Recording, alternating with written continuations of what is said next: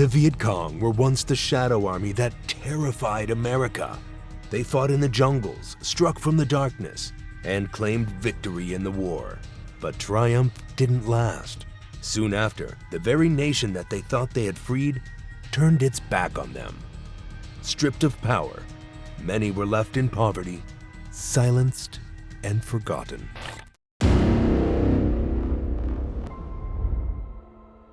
The day Saigon fell, American helicopters lifted off rooftops, carrying away the last diplomats and allies of the South Vietnamese government. To the Viet Cong, this seemed like proof that their fight had been worth it. They had stood against the most powerful military in the world, one that dropped more bombs on Vietnam than were used in all of World War II. And yet, they had survived. They had crawled through thick jungles where napalm burned the trees and chemicals poisoned the soil. They had watched friends die from artillery shells and gunfire. But now, for the first time, it looked like the sacrifices had meaning. In villages across the South, families of Viet Cong fighters hoped their sons and daughters would finally come home. Mothers expected their children to be welcomed as heroes. Farmers thought the government would reward them with land and food.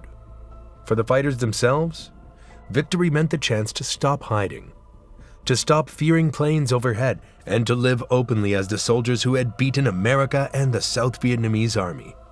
But even in those first days of victory, cracks began to show. The takeover of Saigon was not led by the Viet Cong alone. The armored vehicles and heavy artillery that entered the city were almost entirely from the North Vietnamese Army, or the NVA.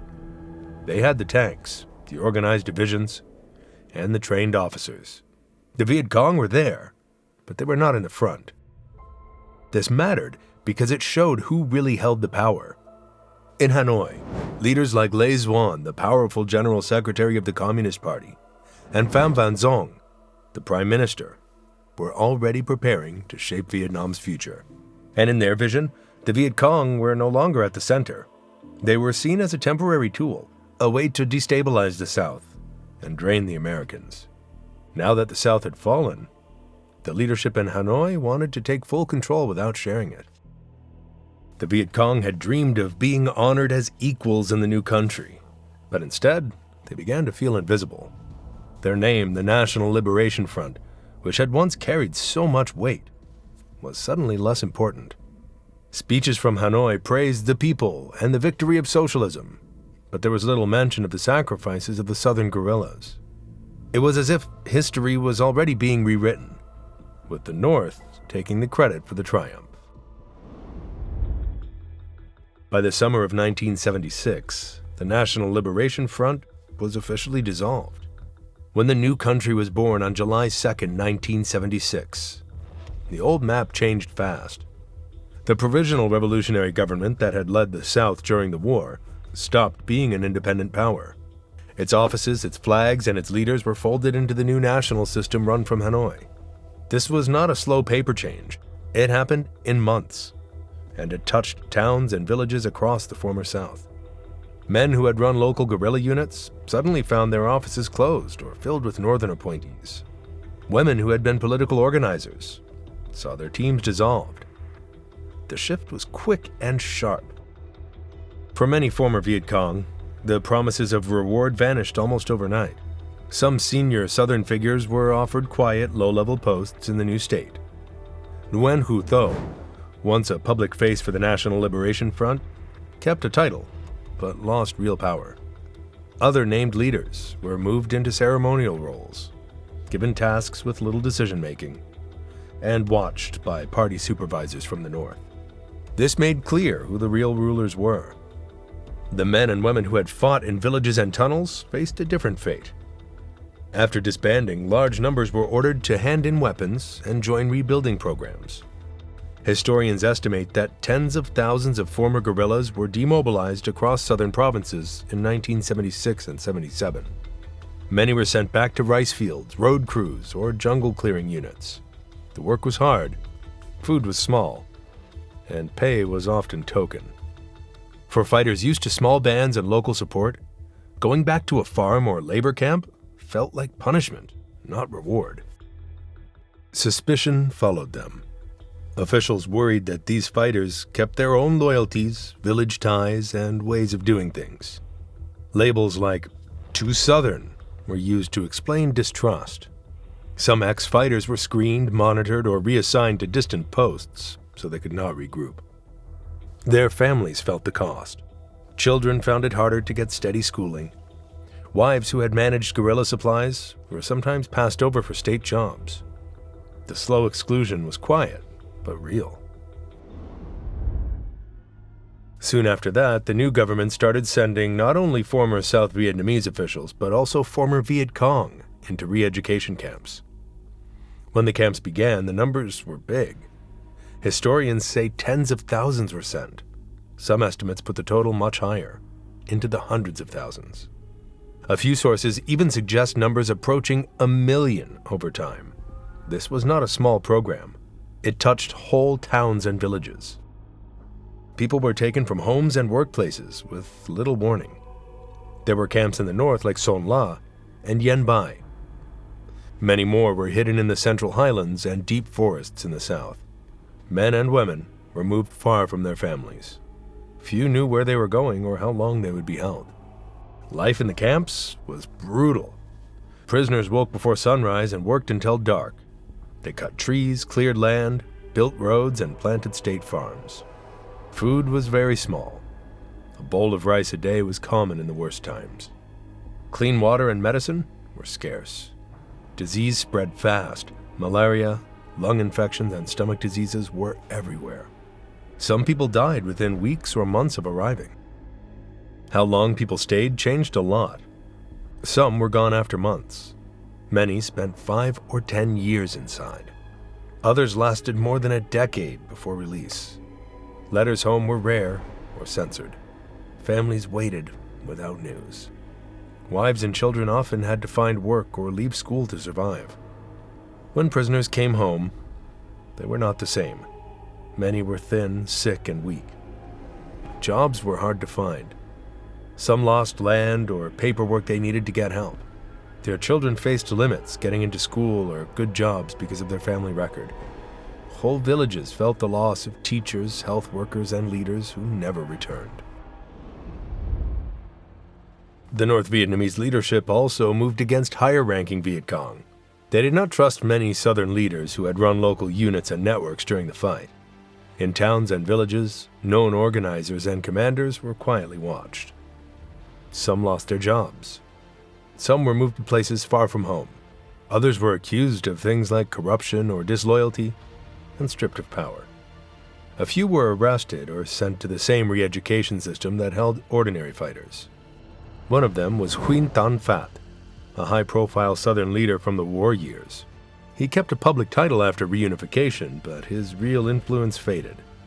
Other southern commanders saw the same pattern. One day they were leading local bands. The next, they had no say how their districts were run. Northern Party officials filled the top roles. The message was simple, that the real authority belonged to those who had strong ties to Hanoi. The scale of this sidelining was large. In many provinces, dozens or hundreds of local cadres were replaced or reassigned in the late 1970s. Whole teams that had organized supplies, propaganda, and local courts were broken up. That meant villages lost familiar leaders who had helped them through the worst years. The change was not only political, it hit daily life. People who once had steady work lost it. Families lost income and social standing. This created deep anger and a sense of betrayal. Many quietly left their homes. Others tried to stay and survive. Many kept silent, afraid that speaking out would bring worse punishment. The purge of leaders paved the way for a harsher era. With southern commanders weakened, the government pushed ahead with policies that would push thousands more into exile or ruin. By the late 1970s, Vietnam was facing economic collapse. The government tried to change how farms worked. That policy, called collectivization, meant taking land from families and forcing them to farm in state-run cooperatives. It was meant to boost food production, but instead, it failed in many places. Food shortages became common. Prices rose. Work was scarce. Many decided to leave, They jumped on small wooden boats and sailed into the South China Sea. Between 1975 and the mid-80s, roughly 1.5 million people left Vietnam by sea or overland routes. Among them were many ex-Vietcong and their families. They were looking for safety, food, and a chance to start again. They were not all rich or skilled. Most were ordinary people. Some had saved a little money. Others sold land or goods to pay smugglers. The trip was dangerous. Boats were tiny and crowded. Storms sank vessels. Pirates attacked and robbed or killed passengers. Fuel ran out. Food and water ran out. People got sick. Estimates for the number who died while trying to flee vary, but many researchers placed a total between 200,000 to 400,000. Entire families vanished at sea. Survivors often spent weeks crammed on leaky boats, living on scraps and hope. Those who survived reached crowded refugee camps in countries across Southeast Asia. Places like Thailand, Malaysia, Indonesia, the Philippines, and Hong Kong set up temporary shelters. Conditions were hard there too. People waited months or years for resettlement. In 1979, the world stepped in with meetings and aid. Countries agreed to take in refugees and to try to stop the worst abuses at sea. Over time, hundreds of thousands found new homes in the United States, Canada, Australia, France, and other countries. Still, many never made it. The sea was the end for too many who had once fought for their land. By 1978, new troubles were closing in for Vietnam. To the west, Cambodia was in chaos. The Khmer Rouge, a brutal communist movement, had killed more than 1 million of their own people through executions, starvation, and forced labor. Starving refugees crossed into Vietnam in huge numbers, bringing stories of horror. At the same time, Khmer Rouge units carried out raids across the border, burning villages and killing civilians. Hanoi could not ignore the attacks, but the decision was risky. China openly supported the Khmer Rouge and warned Vietnam not to interfere, while the Soviet Union urged Hanoi to act and promised support. Caught between these powers, Vietnam chose to strike before the border violence grew worse. In late December 1978, Vietnam sent nearly 150,000 troops into Cambodia. The invasion moved quickly. On January 7, 1979, the capital Phnom Penh fell, but the battle was fierce and bloody. When Vietnamese soldiers entered the city, they found empty neighborhoods, mass graves, and starving survivors. Khmer Rouge forces did not disappear, though. Many slipped into the jungle and mountains, beginning a long guerrilla war. Ironically, the men now ordered to fight in Cambodia included many who had once been Viet Cong fighters in the south. They understood ambushes, swamps, and jungle paths, but years of war had already worn them down. They marched again, this time into another foreign war. The fall of Phnom Penh did not bring peace. Vietnam began a decade-long occupation, holding cities and trying to chase Khmer Rouge units from the countryside. The work was exhausting. Former Viet Cong soldiers who had dreamed of going home in 1975 now found themselves digging bunkers in Cambodian villages and patrolling faraway borders. Many units never returned. Families back in Vietnam were left with silence, waiting months or years without news. The costs piled up. Cambodia, already devastated by the Khmer Rouge, suffered more destruction during the occupation. Villages were flattened, more lives were lost, and rebuilding seemed impossible.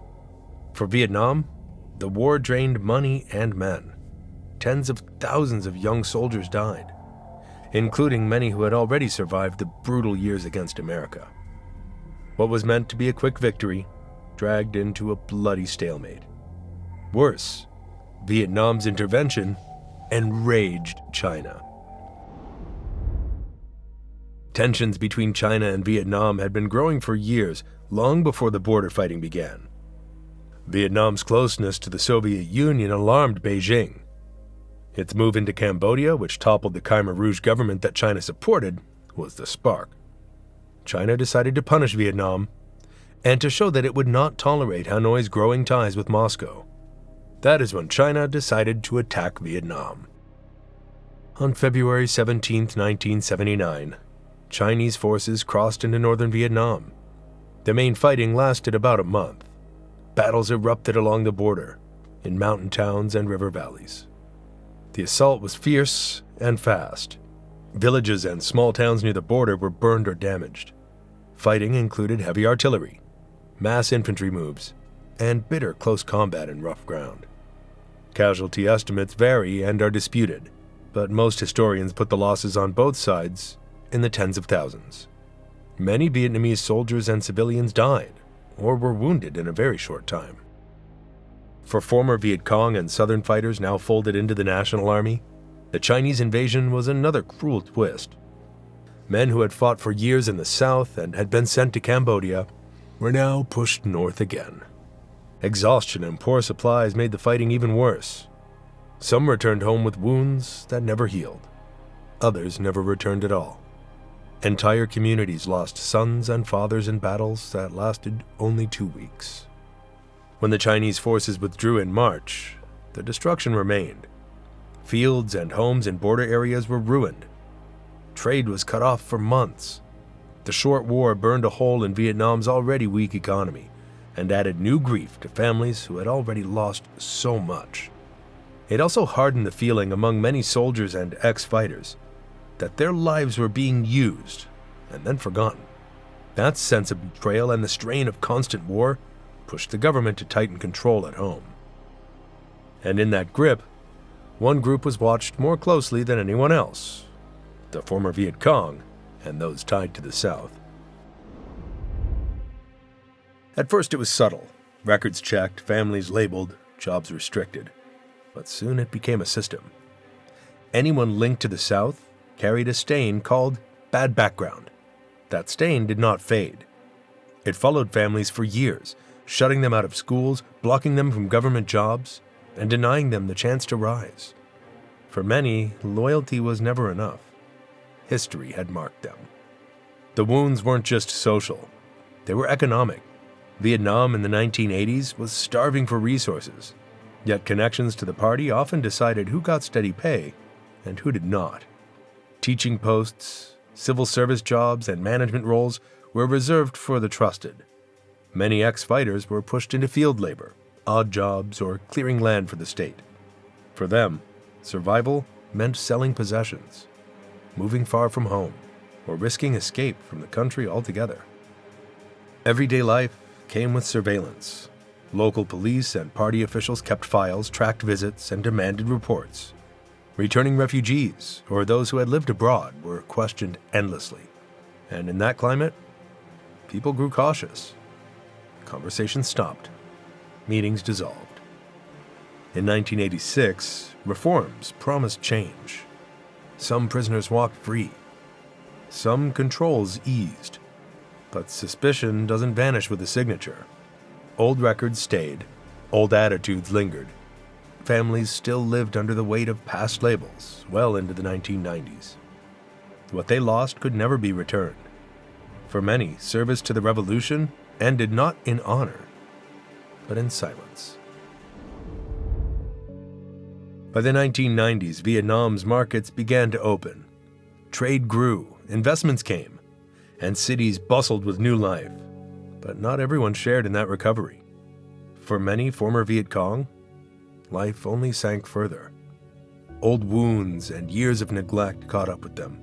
Illnesses that could have been treated turned fatal because healthcare was too expensive or too far away. Poor diets and decades of hard labor left bodies frail. Men and women who had once endured jungle combat and tunnel warfare were now dying quietly from preventable sickness. Death itself came without honor. Unlike the northern soldiers who had parades, memorials, and statues, most Viet Cong fighters were buried in silence. Graves were simple, often just a stone marker at the edge of a field. Cemeteries tied to the Old South were cleared, renamed, or forgotten. Families who tried to honor their dead sometimes faced rejection. Meanwhile, the nation built towering monuments to northern victories, One side of history was celebrated, the other erased. The survivors faced loneliness, with children denied opportunities for education and jobs. There were fewer caregivers for aging fighters. Villages that had once been filled with men and women of purpose became places of quiet struggle. Poverty spread, slowly but surely. In their final years, many of these fighters lived in small houses, their stories unheard, their sacrifices unknown beyond their families. It was a bitter twist of fate. A generation that had altered the course of history died without recognition, leaving behind a nation that still wrestles with how to remember them.